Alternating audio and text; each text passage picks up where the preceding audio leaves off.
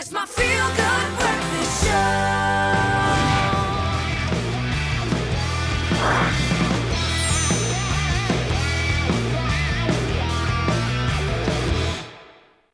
Well, welcome back to your Feel Good Breakfast Show. You know, if JP is here, that means one thing and one thing only. It's time for us to talk movies with JP Sebastian.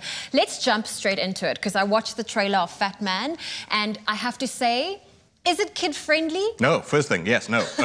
it's question. I've not seen it myself, but Pete, give me a nod. Pete, our cameraman, has seen it. Is it very violent? Is it for adults only? Yes, that is the camera nodding, I believe. So it is a Santa Claus movie, but it really isn't for kids, it's for the grown-ups. Yeah. It's one of these twisty type things where, I'm grateful that writers get paid, but when you sit in a room and you go, what if the thing we think is usually very cute is bad? Super inventive, sure. But look, sometimes you need a laugh like that. I suppose it's similar to a way in, remember Hancock with Will Smith, which is the superhero, but he's fallen. He's, taken into alcohol, his life is on Skid Row and whatever. And Fatman, which is Santa Claus in this, which you said you were still trying to figure out from the trailer, yes, is this character who's played by Mel Gibson, who is proof that cancel culture does not exist, by the way. He's Santa Con getting his life on the straight and narrow and gets employed by the US military for some reason to build weapons for them. Later on, you find that there's this kid who has beef, a bone to pick with Santa Claus for having received this lump of coal many years ago, and he sends a hitman after him, Walton Goggins. Shame, Walton Goggins is like a dude who deserves his flowers, such a great actor, and I'm sure he's the funniest aspect of this. I laughed a lot at a trailer of him beating a Mokujin, a wooden Santa Claus, in the face vigorously. There we go. So as a from your perspective, if you had to tell parents who want to go watch this movie, go watch it by yourself, don't take your kids. If you're a fan of stuff like Deadpool, if you're a South Park fan, this is definitely up your alley, probably. Okay. But I've not seen it myself. Ask cameraman Pete, but he'll tell you if you can sneak behind the camera one of these days.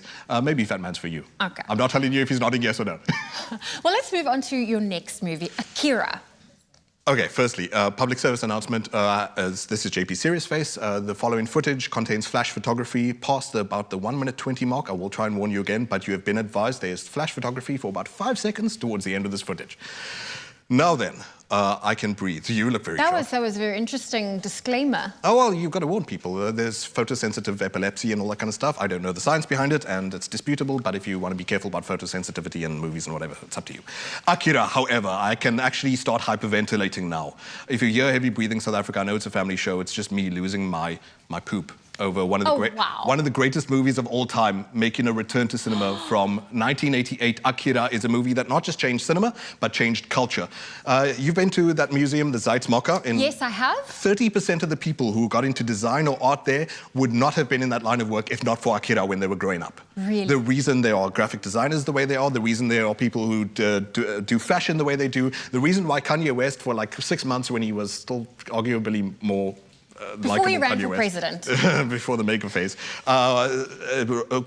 Went crazy for Akira for about 6 months, calling it his crazy movie of all, his favorite movie of all time. Akira is one of the greatest you have ever seen, and you get one chance South Africa to see it on one of the largest screens, the name of which I cannot say for brand reasons, but I maximally suggest that you try and go see it in 4K on cinema. It's only 1 week in South Africa. Only 1 week. Okay, you're teasing us, but we do have a little something we want to show you. Yeah, I can breathe in the meantime. Okay.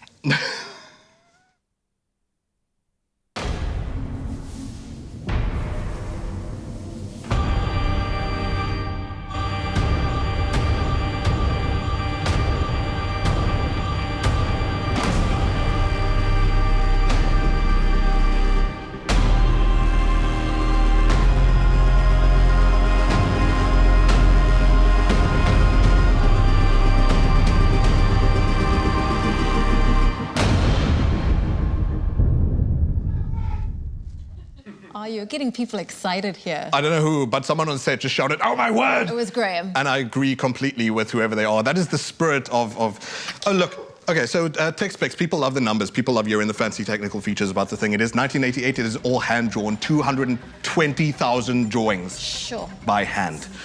Each of them, when I was a teenager, I didn't print out all of them, but I printed out some of these shots and put them on my bedroom walls. Rewatched this 2 weeks ago just to get my mood back and get the nostalgia back. And like, it even feels like famous war photographs that you've seen in your life copied this, which obviously makes no sense whatsoever. But it is seriously, photographers will be envious of the kind of things they achieved in this. You wouldn't get Christopher Nolan, Inception. You wouldn't get Wachowski sisters, The Matrix. You wouldn't get Stranger Things would be pretty familiar things if not for Akira. I wouldn't get my favorite movie of all time, Children of Men.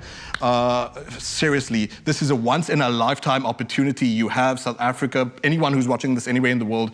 Akira is one of the greatest movies you will ever see in your life. So just to confirm, you said this is only streaming for a week. It's only showing for a week. Yeah, on that really large cinema. Okay. Only 1 week is the only chance you get. Only week. Let's look at the last movie, The Croods. Okay, so look, I'm sure this is lots of fun, but you know, to talk about one animation to another, The Croods. You can't compare these two, though. Look, shame. It got a lot of support and a lot of for the first movie. This is one of those strange things where I wasn't part of this fan base. I'm not averse to it. I don't hate it or anything like that, but it turned out being quite popular. That's Ryan Reynolds that you saw there. Nicolas Cage is the lead, and Emma Stone is the lady who just headbutted someone. Catherine Keener, one of the greatest actresses of all time. The Croods go and find these cave people, similar to Ice Age, migrate and find a better family. Keeping up with the Joneses type story. Okay. So it's a bit of like the feeling of, remember the Flintstones? It's like, hey, imagine doing Stone Age things, but sort of in a modern way and whatever.